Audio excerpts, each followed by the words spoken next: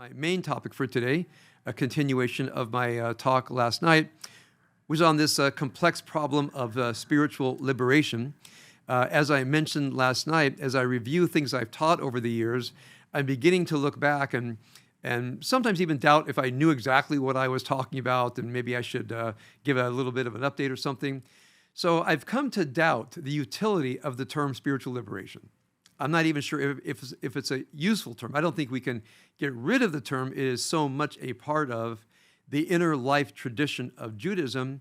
But I want to tease out a little bit, to analyze a little bit what that means so that we can both understand what it might mean and also to make use of it. Remember, my focus is not just that we know the history of the ritual, we know the rituals themselves, the symbolic, conceptual, thematic dimensions, but also how we actually use them for our own transformative work.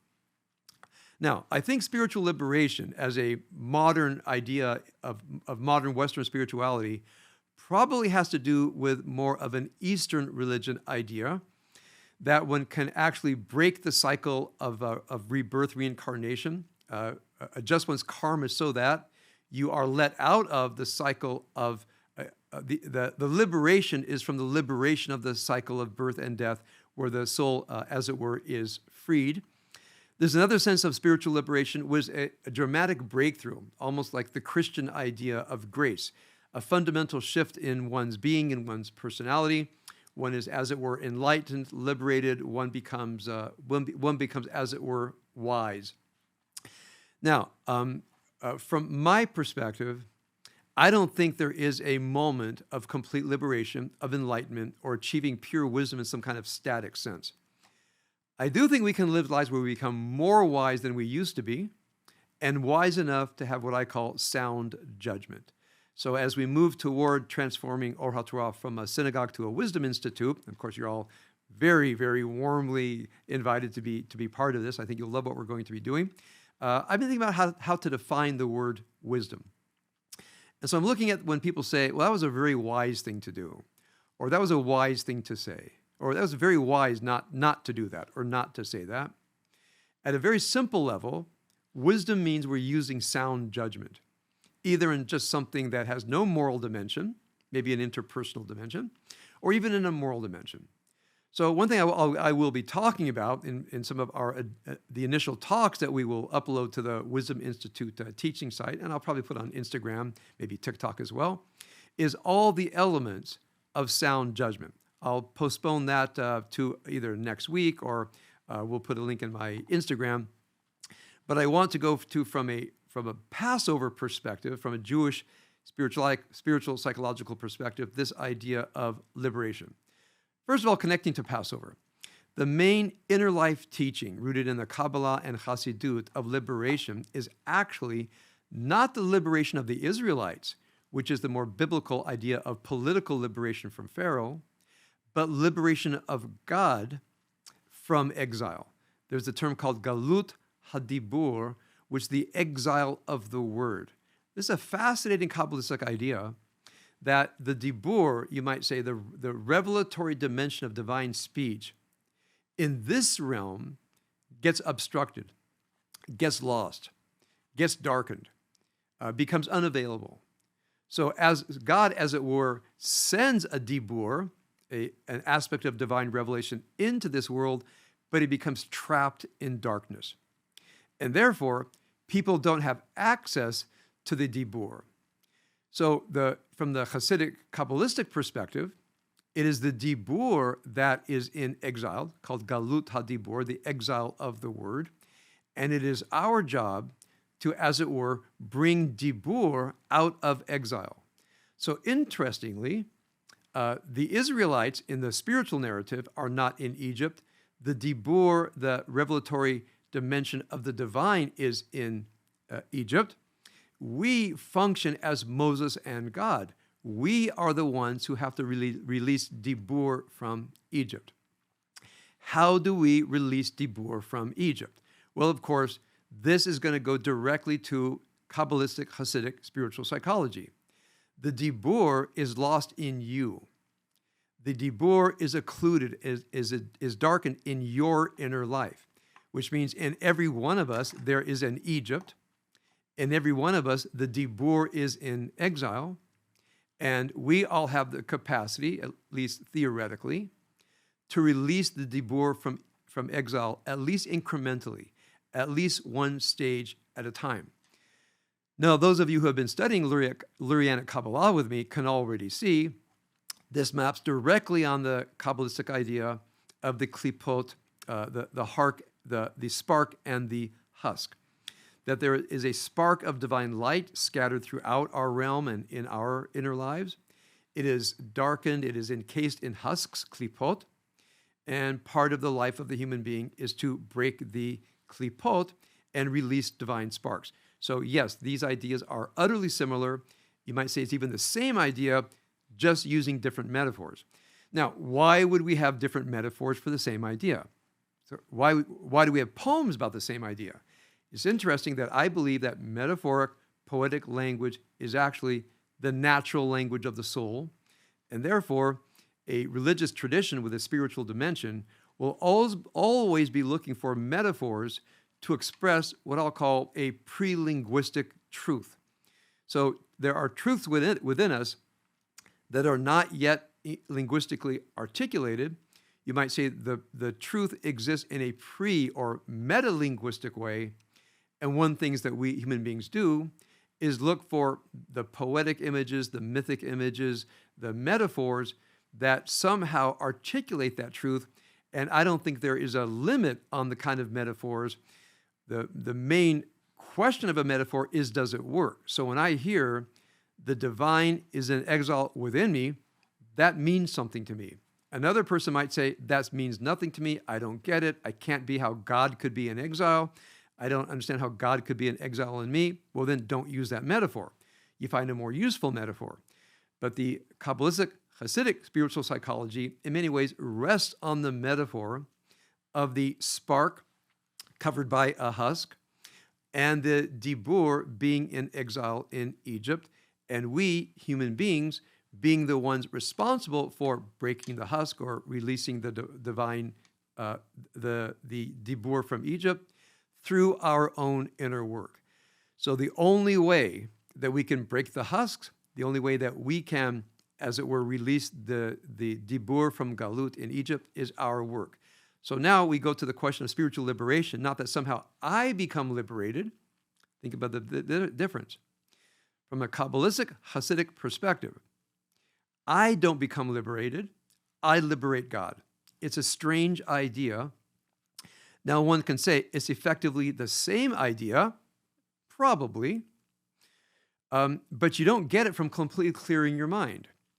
So if one thing, and again, I don't say I know enough Eastern religion to say this with complete confidence, but from what I've read, there is a goal in Eastern meditation to completely clear the mind so that the mind becomes, as it were, pure of human thought, human concerns, and so on.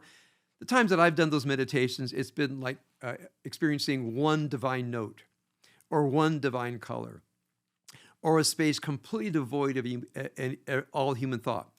There are Kabbalistic meditations that go that way, but they're only preparatory for the actual work of breaking husks or releasing God. The goal is not emptying the mind. We need to do that now and again to break the grip of the Yetzer Hara on our mentality, on our inner work. So one way to break the grip of the Yetzer Hara is to cleanse one's consciousness. But you cleanse consciousness in order to go back and do the work.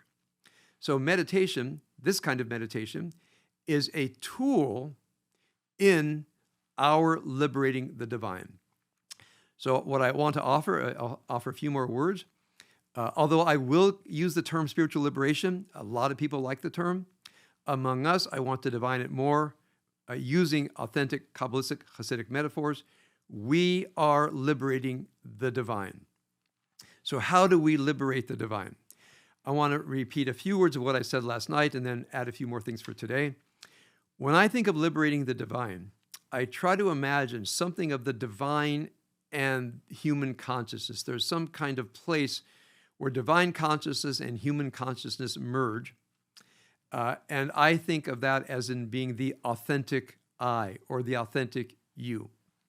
Now, when I think about this idea of the authentic human being, I'm thinking of something I read a long time ago. I don't exactly remember where, but I know it really captured my attention, that there is only one I. Aristotle even talks about this when he talks about what it means to use we have a subject and a predicate. And so we have the subject, a person, and the predicate, the person is tall, short, gender, class, race, whatever. There's a predicate describing the person, but there's no predicate that can actually describe the essence of a human being. So when I say I am or I want to be, anything after that is a predicate, a descriptor, that does not describe the essence of the human being. Aristotle talks about it and moves right past it in his discussion of human character, but it's a really interesting idea that there is a you, an I, an essential I that does not have a predicate.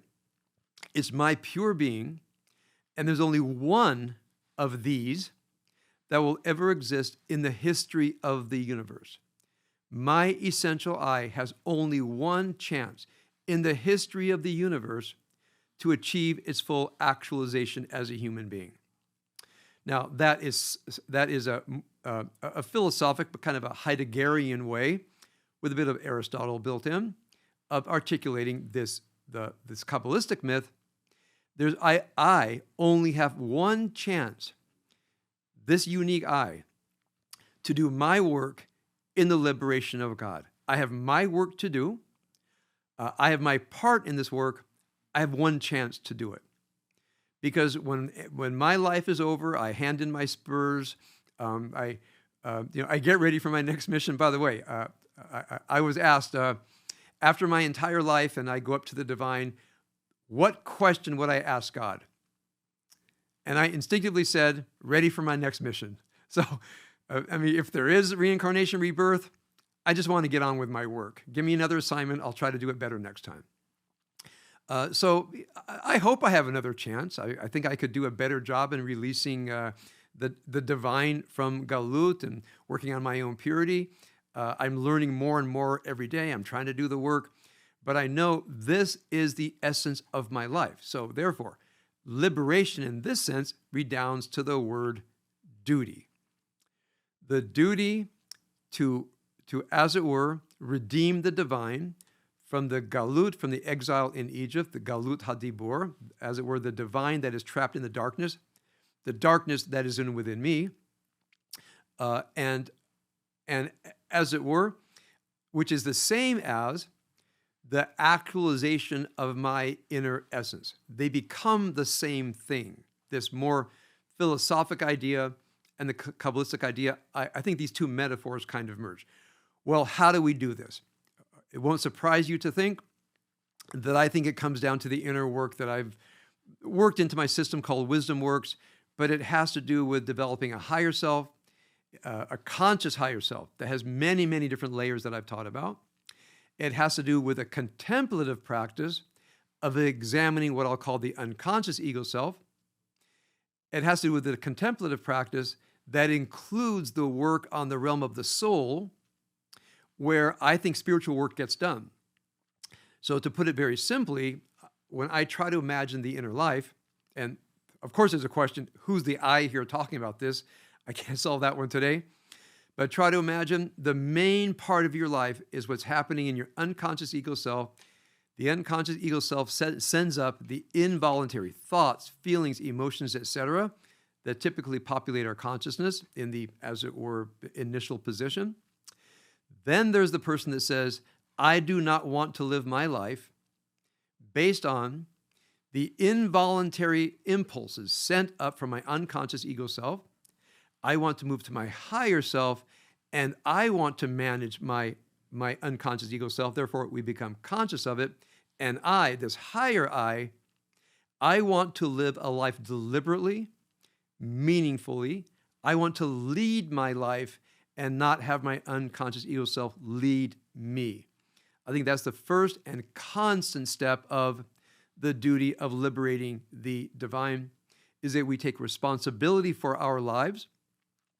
We cultivate the what I'll call the higher self for its purpose, A, of connecting to the divine, yes, but more than anything, working on regulating the unconscious ego life so that it does not turn us into its slave. I'll go back to one of my definitions of wisdom.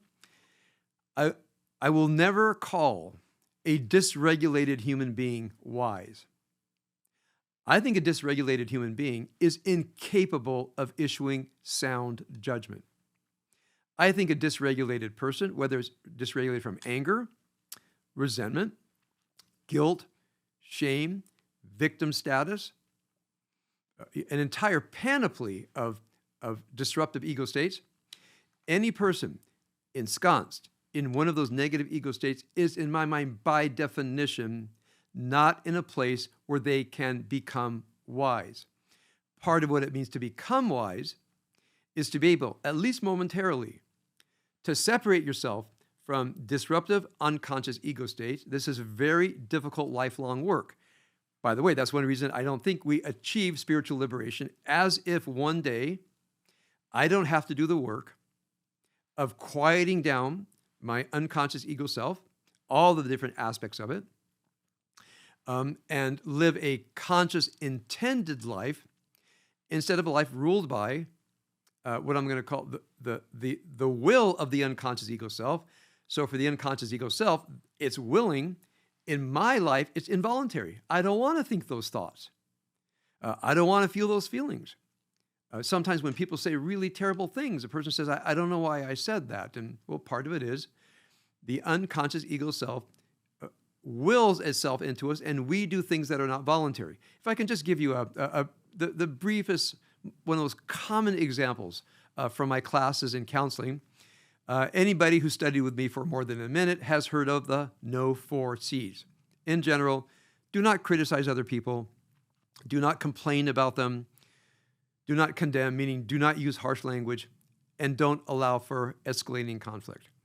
And nearly every counseling case that comes my way between people, it's people who have taken my classes and studied with me and couldn't do it. So, for example, years ago, I was counseling a couple where one person had forgotten something, and the other person got upset, and the other person got really hurt. It's not that big of a deal. Well, to me, it's a big deal. It went round and around. They argued about it. And I said, okay, I really get it. It happens all the time. Somebody disappoints someone else. Your upset is valid. They're an adult. They're responsible. They forget something. It's their fault. I get it. Other than we agreed no criticizing, not only in speech, but also in facial expressions and in gestures. It's such a high bar. It's almost an impossibly high bar. It's not natural.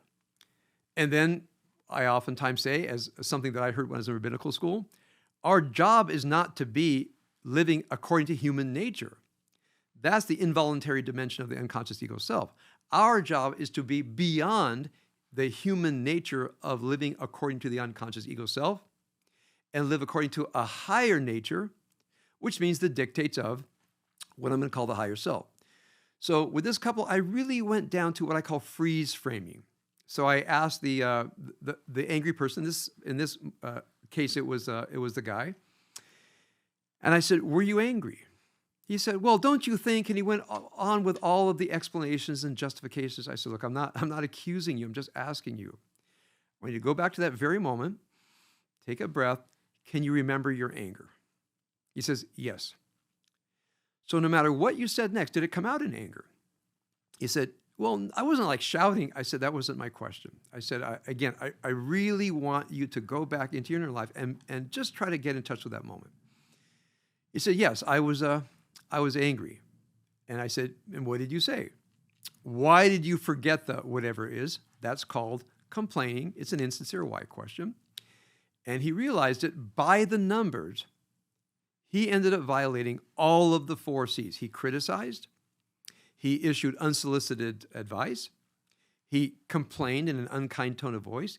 He ended up saying harsh things and engaged in escalating conflict. He got it. He said, well, what could I have done? Those who have taken my wisdom word classes with me, you'll know what the answer is. We cannot not feel anger. We can certainly not speak from it. Everybody knows how not to talk. So if you remember my classes, what do you do when you feel anger? Breathe. Don't talk. Go to a script. In this case, I'm feeling disappointed. It's not about you. Clearly, this is not the most terrible thing that's ever happened to us. We can figure out a way to get past this.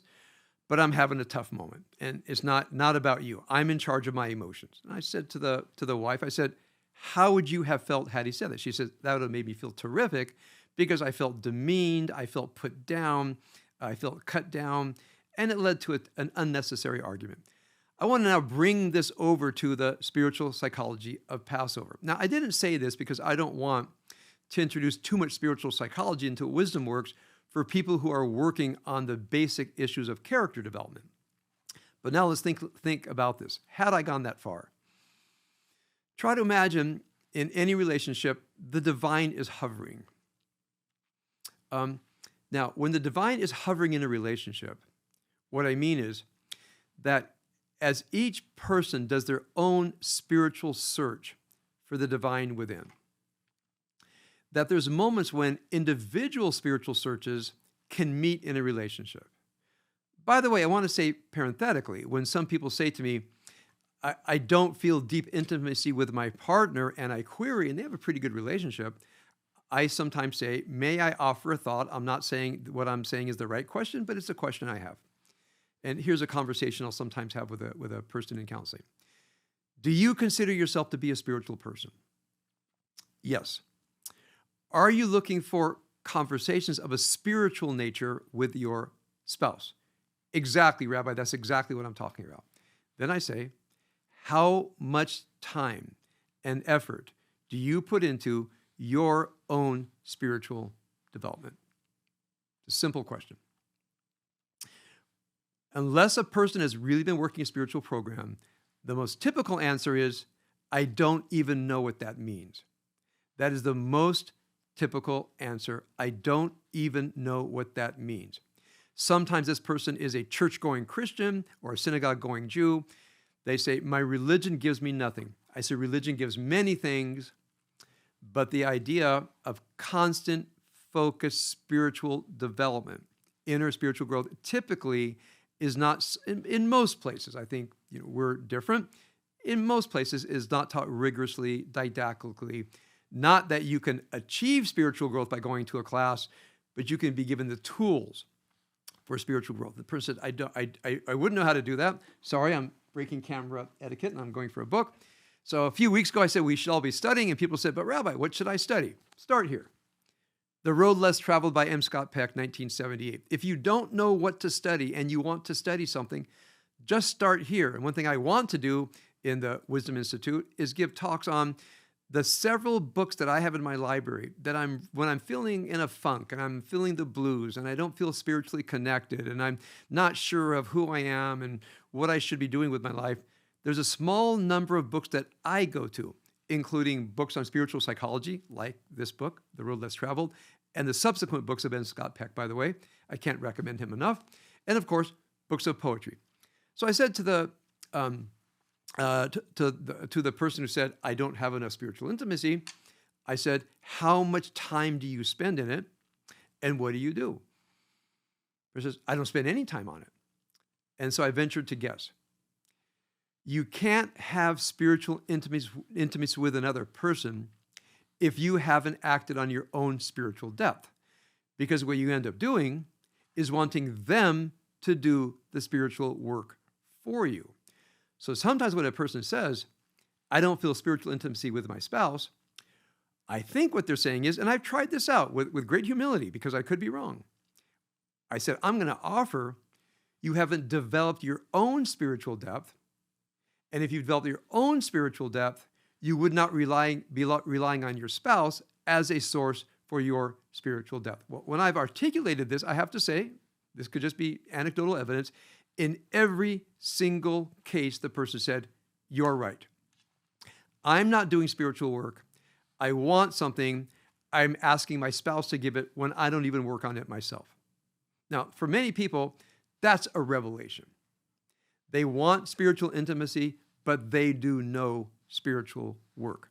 So one of the ways that we release the dibur from Egypt, that we allow the authentic you to come into our life, that we break the husk, is commit ourselves to spiritual work. And if you don't know what to do next, start with this. And I will be putting up in videos many different sources and techniques for this kind of spiritual growth. I want to go back to the young man in the initial conversation very briefly. Try to imagine that I felt permission to go in this realm. That there's a divine hovering over the two of you. Ideally, one person's doing spiritual work, the other person is doing spiritual work, and then there are opportunities for a true I-you in a Buberian sense of not just two people meeting authentically, and not two people with good character trying to build a relationship, but people with a spiritual connection. And try to imagine when you go into anger in the 4 C's, you're driving the divine out of your life. You're driving the divine back into Egypt. You're putting the divine spark back into a klippah, back into a husk. Now, I hardly ever say this in a basic counseling conversation because I think it's too spiritually loaded. But since we are talking about the connection of what we'll call spiritual liberation, meaning liberating the divine from Egypt or from klippot, and our being agents of that liberation. So now I can say fully, all of the things that I teach about character development, anger, the 4 C's, the virtue practices, the rationality practices, the processing, they're really good tools. They'll make every relationship better. But hovering behind all my teachings is releasing divine sparks from klippot and rescuing the galut hadibur from Egypt and making it part of our consciousness. So I don't think spiritual work and character development and interpersonal work can be separated from each other. All 3 are entwined. Now, you don't have to be deeply spiritually, consciously, to work on character development and make relationships better. That's good in and of itself. But I want us to realize they are deeply, inherently connected in this idea of spiritual liberation, liberating the divine to, as it were, affect its power in our lives, both our internal lives and our interpersonal lives.